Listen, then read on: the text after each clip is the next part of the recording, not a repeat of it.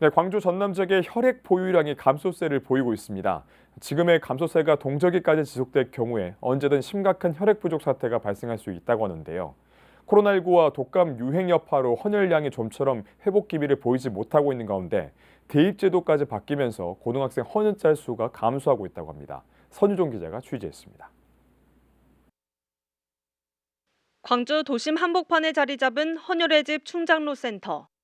예전에는 헌혈자로 북적이던 곳이지만 지금은 한산한 모습입니다. 대한적십자사 광주전남혈액원은 지역 내 혈액 보유량이 약 70일 만에 40% 가까이 감소했다고 전했습니다.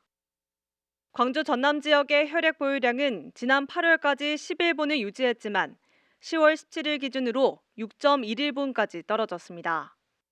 대한적십자사는 긴 연휴와 각급 학교 시험 기간으로 지난 10월부터 혈액 보유량이 급격하게 감소하고 있는 추세라고 밝혔습니다.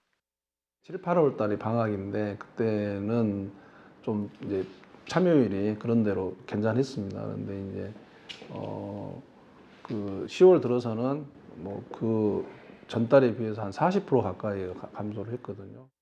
지난 16일 기준 광주 전남의 혈액 보유량은 4.91분, 혈액형별론 A형이 2.51분이고 B형은 9.61분, O형과 AB형은 각각 3.91분, 4.91분으로 나타났습니다. 보건복지부에서는 혈액 보유 권장량을 5일분 이상으로 지정했지만 현재 B형을 제외한 모든 혈액형이 적정 수준에 미치지 못하고 있는 상황입니다. 지금의 감소세가 지속될 경우 광주 전남은 언제든 심각한 혈액 부족 사태가 발생할 수 있습니다.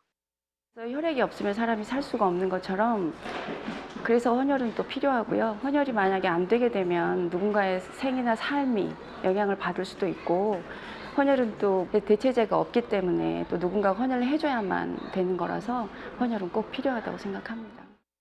특히 눈에 띄는 것은 고등학생 헌혈자 수의 감소. 교육부는 대학 입시 부정을 막겠다며 2024학년도 대입 수험생부터 학교 안에서 교사 지도하에 이뤄지는 헌혈만 봉사 시간으로 인정받을 수 있도록 기준을 바꿨습니다. 또한 대학 입시 때 개인 봉사활동을 인정하지 않기로 한 상황. 현장에서는 개인 헌혈을 봉사 시간으로 인정하지 않는 교육부의 지침을 학생 헌혈자 감소의 가장 큰 이유로 꼽았습니다.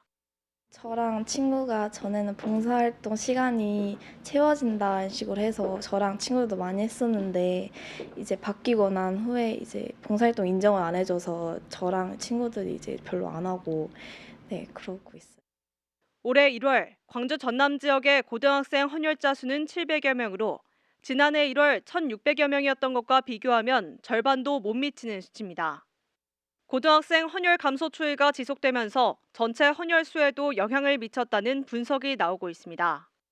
10대 헌혈자, 고등학생 헌혈이 학생 수 감소도 있고 봉사활동 시간이 많이 축소가 됐습니다.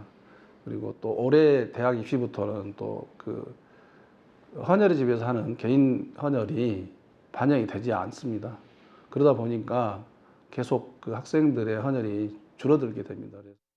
한편 문제 극복을 위해서 대한적십자사 광주전남혈액원에서는 다양한 콘서트와 공방 체험을 통해 헌혈 참여를 유도하고 있다고 밝혔습니다.